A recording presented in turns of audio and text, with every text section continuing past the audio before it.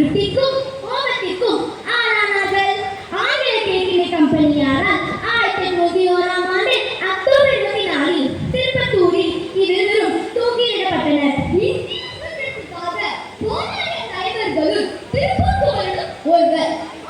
1932ஆம் ஆண்டு சட்டமறுப்பு இயக்கம் மீண்டும் தொடங்கிய போது தமிழகம் முழுவதும் அறப்போராட்டம் பரவிய நேரத்தில் திருப்பூரில் தேசபக்தி இளைஞர் மன்ற உறுப்பினர்கள் அச்சமயம் ஏற்பாடு செய்த மறியல் போராட்டத்தில் தீவிரமாக பங்கு கொண்டு 1932 ஜனவரி 10ஆம் தேதியன்று கையில் தேசிய கொடியை ஏற்றி தொண்டர் பணிக்கு தலைமையேற்று அணிவகுத்து சென்ற போது காலர்களால் தாக்கப்பட்டு கையில் இந்திய தேசிய கொடியை ஏற்றி வழிமறித்து விழுந்தார். பின்னர் மருத்துவமனையில் அனுமதிக்கப்பட்டு ஜனவரி 10 உயிர் துறந்தார். இதனால் இவர் கொடிமரத்து அழைக்கப்பட்டார். காந்திநாதன் காந்தி என்று பிரபலமாக அறியப்பட்டவர் ஒரு இந்திய சுதந்திர போராட்ட ஆர்வலர் ஆவார்.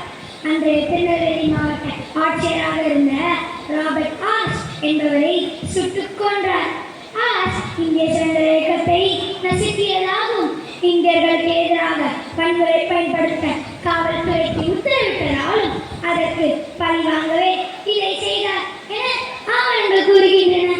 பிறகு காந்திநாதன் தான் கைதாவதை தவிர்க்க தற்கொலை செய்து கொண்டார்.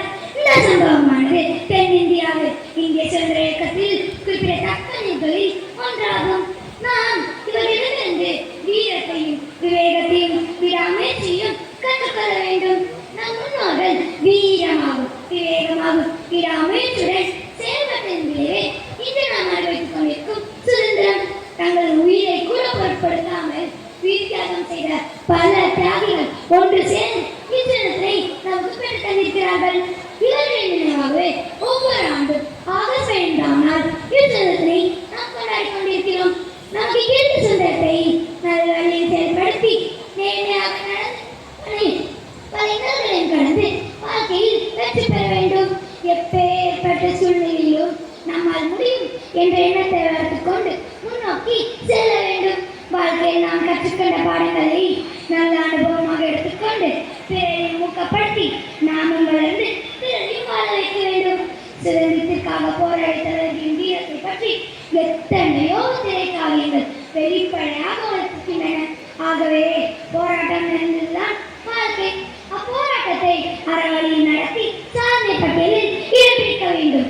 இவையே நம் முன்னோர்களிடமிருந்து கற்றுக்கொள்ள வேண்டிய மிக முக்கிய